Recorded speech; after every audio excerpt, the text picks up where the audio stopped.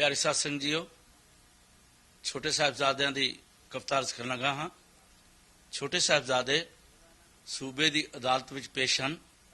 ਦੋ ਲਾਈਨਾਂ ਵਿੱਚ ਸੂਬਾ ਕਹਿ ਰਿਹਾ ਕਿ ਬੱਚਿਓ ਇਸਲਾਮ ਕਬੂਲ ਕਰ ਲਓ, ਤੁਹਾਨੂੰ ਬੇਗਮਾਂ ਦੇ ਡੋਲੇ ਦੇਵਾਂਗਾ, ਤਾਜਾਂ ਤੇ ਤਖਤਾਂ ਦੇ ਮਾਲਕ ਬਣਾਵਾਂਗਾ।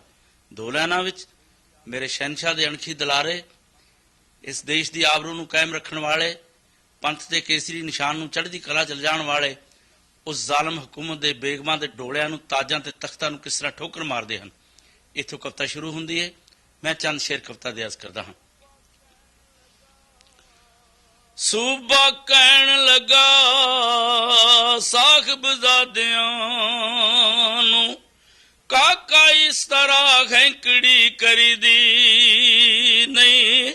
ਫਤਿਹ ਸਿੰਘ ਨੇ ਅੱਗੋਂ ਜਵਾਬ ਦਿੱਤਾ, ਉਹ ਮੌਤ ਬਿਨਾ ਸ਼ਹੀਦੀਆਂ ਵਰੀਦੀ ਨਹੀਂ।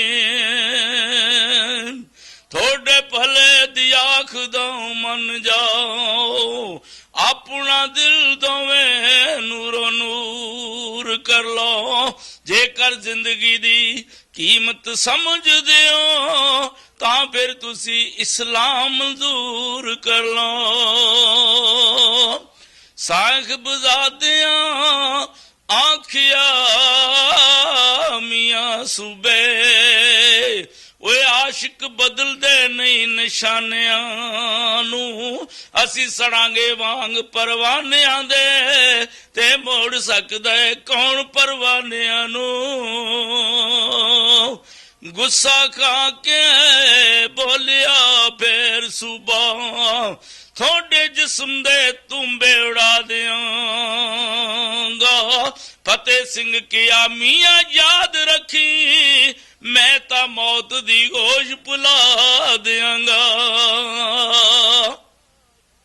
ਫੇਰ ਬੋਲਿਆ ਸੂਬਾ ਕੁਝ ਨਰਮ ਹੋ ਕੇ, ਕਾਕਾ ਮੰਨ ਜਾਓ ਰੰਗ ਲਾ ਦਿਆਂਗਾ। ਮਲਕਲ ਮੌਤ ਦੀ ਗੋਦ ਚੋਂ ਕੱਢ ਤੁਹਾਨੂੰ, ਸ਼ਾਹੀ ਤਖਤ ਦੇ ਉੱਤੇ ਬਿਠਾ ਦਿਆਂਗਾ। ਸਤਿਗੁਰੂ ਸਾਹਿਬਜ਼ਾਦੇ ਜਵਾਬ ਦਿੰਦੇ ਨੇ, ਸਾਹਿਬਜ਼ਾਦਿਆਂ ਆਖਿਆ ਤੂੰ ਗਲਤ ਕਹਿਣਾ,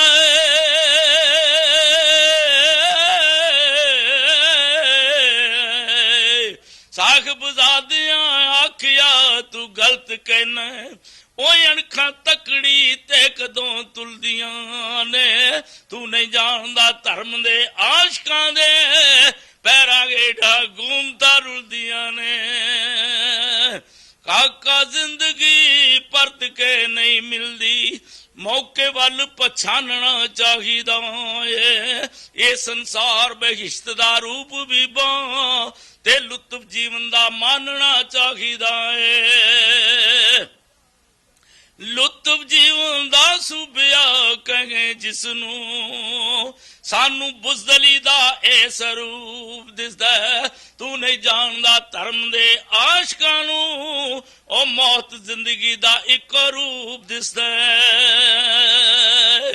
ਕਾਕਾ ਤੁਸੀਂ ਇਆਣੇ ਹੋ ਜਾਣਦੇ ਨਹੀਂ, ਦੁੱਖ ਮਰਨ ਦੇ ਬਾਅਦ ਵੀ ਸ਼ਹੀਦਾਂ ਏ। ਅੱਲਾਹ ਤਾਲਾ ਦੀ ਮਿਹਰ ਨੂੰ ਨਾ ਨਿਗਾਲੋ, ਹਸ਼ਰ ਦੀ ਉਡੀਕ ਦਰੀਦਾ ਏ। ਸਤਿਗੁਰੂ ਸਾਹਿਬਜ਼ਾਦੇ ਫਰਮਾਉਂਦੇ ਨੇ ਕਿ ਤੁਹਾਡੇ ਮਜ਼ਹਬ ਦਾ ਫਲਸਫਾ ਹੋਵੇਗਾ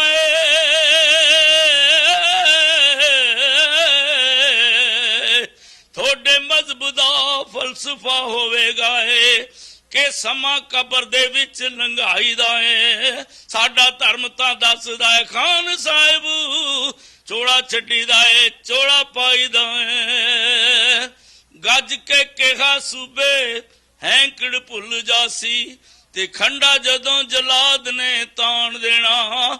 ਭਬਕ ਮਾਰ ਕੇ ਸ਼ੇਰਾਂ ਨੇ ਕਿਹਾ ਅੱਗੋਂ, ਜਾਣ ਦਿਆਂਗੇ ਧਰਮ ਨਹੀਂ ਜਾਣ ਦੇਣਾ। ਲਾਲਚ ਰਾਜ ਦਾ ਮੌਤ ਦਾ ਖੌਫ ਦੇ ਕੇ, ਬੇਈਮਾਨ ਘਰ ਚਾਲ ਅਜ਼ਮਾ ਥਕਿਆ। ਥਿੜਕੇ ਪੈਰ ਨਾ ਧਰਮ ਦੇ ਆਸ਼ਕਾਂ ਦੇ, ਸੂਬਾ ਜ਼ੋਰ ਆਪਣਾ ਸਾਰਾ ਲਾ ਥਕਿਆ। ਤਾਕ ਸੂਬੇ ਨੇ ਬੜੀ ਲੜਾਈ ਹੈ, ਪਰ ਲੱਭਿਆ ਕੱਖ ਨਹੀਂ ਉਹਨੂੰ ਤਕਰਾਰ ਦੇ ਵਿੱਚ। ਆਖਰ ਜ਼ਾਲਮ ਨੇ ਇਸ ਤਰ੍ਹਾਂ ਹੁਕਮ ਦਿੱਤਾ, ਜ਼ਿੰਦਾ ਦੇ ਹੋਣ ਦੋਹਾਂ ਨੂੰ ਚਿਣੋ ਦੀਵਾਰ ਦੇ ਵਿੱਚ।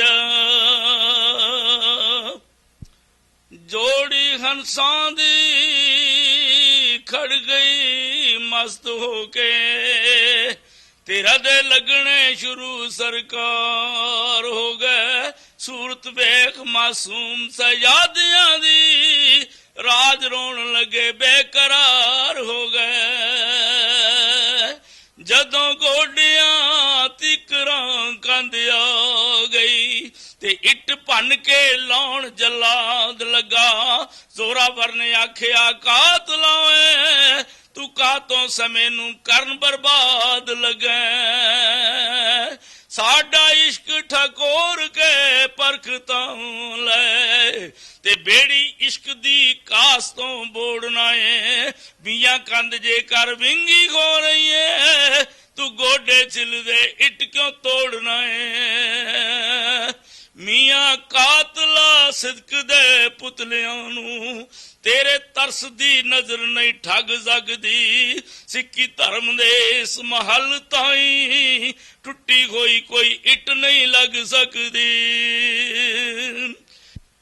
ਕੰਬ ਗਿਆ ਜਲਾਦ ਏ ਸ਼ਬਦ ਸੁਣ ਕੇ, ਉਸਦੇ ਖੌਫ ਨੇ ਕੱਢ ਕੜਿਲ ਦਿੱਤੇ। ਤਾਹਾਂ ਮਾਰਦੇ ਰੋਏ ਜਲਾਦ, ਆਖਰ ਰੱਖੀ ਇੱਟ ਸਾਬਤ ਗੋਡੇ ਛਿਲ ਦਿੱਤੇ। ਆਖਰ ਕੰਧ ਜਦੋਂ ਹਿੱਕ ਤੋਂ ਹੋਈ ਉੱਚੀ, ਫਤਿਹ ਸਿੰਘ ਜਦ ਮੁਖ ਛਪਾਉਣ ਲੱਗੇ। ਜ਼ੋਰਾਵਰ ਦੇ ਨੈਣਾਂ ਦੇ ਵਿੱਚ ਹੰਝੂ ਥਰਕ ਥਰਕ ਵਜ਼ਾਰਤਾਂ ਪਾਉਣ ਲੱਗੇ। ਛੋਟੇ ਵੀਰ ਨੇ ਆਖਿਆ ਵੱਡੇ ਵੀਰਾ, ਇਹ ਕੀ ਹੋ ਰਿਹਾ ਏ, ਇਹ ਕੀ ਕਰ ਰਿਹਾ ਏ। ਕੀ ਮੈਂ ਚਿੱਤ ਦੇ ਵਿੱਚ ਵਿਸ਼ਵਾਸ ਕਰ ਲਾਂ ਕਿ ਤੂੰ ਮੌਤ ਨੂੰ ਵੇਖ ਕੇ ਡਰ ਰਿਹਾ ਏ। ਜ਼ੋਰਾਵਰ ਨੇ ਆਖਿਆ ਨਹੀਂ ਚੰਨਾ, ਵੱਡੇ ਵੀਰ ਨੇ ਆਖਿਆ ਨਹੀਂ ਵੀਰਾ। ਪਛਤਾਤਾ ਮੈਂ ਇਸ ਲਈ ਕਰ ਰਿਹਾ ਏ, ਤੈਥੋਂ ਜ਼ਿੰਦਗੀ ਪਾਈ ਸੀ ਮੈਂ ਪਹਿਲਾਂ, ਪਰ ਤੂੰ ਮੌਤ ਮੈਥੋਂ ਪਹਿਲਾਂ ਵਰ ਰਿਹਾ ਏ। ਸਖਤੇ ਵਿੱਚ ਆ ਗਿਆ ਆਕਾਸ਼ ਮੰਡਲ, ਧਰਤੀ ਧਰਮ ਦੇ ਤੌਲ ਤੋਂ ਸਿੱਟ ਹੋ ਗਈ। ਇੱਟ ਇੱਟ ਲਾ ਕੇ ਕੱਢੀ ਕੰਧ ਸੀ ਜੋ, ਪਲਕ ਮਾਰ ਦਿਓ ਇੱਟ ਇੱਟ ਹੋ ਗਈ। ਦਹਿਸ਼ਤ ਛਾ ਗਈ ਮੌਜਜ਼ਾ ਵੇਖ ਕੇ, ਤੇ ਕੁਦਰਤ ਸਭ ਦੀਆਂ ਹੋਸ਼ਾਂ ਭੁਲਾ ਦਿੱਤੀਆਂ। ਆਖਰਕਾਰ ਜਲਾਦ ਨੇ ਵਾਰ ਕੀਤਾ, ਰੂਹਾਂ ਬਾਬੇ ਦੇ ਕੋਲ ਪਹੁੰਚਾ ਦਿੱਤੀਆਂ।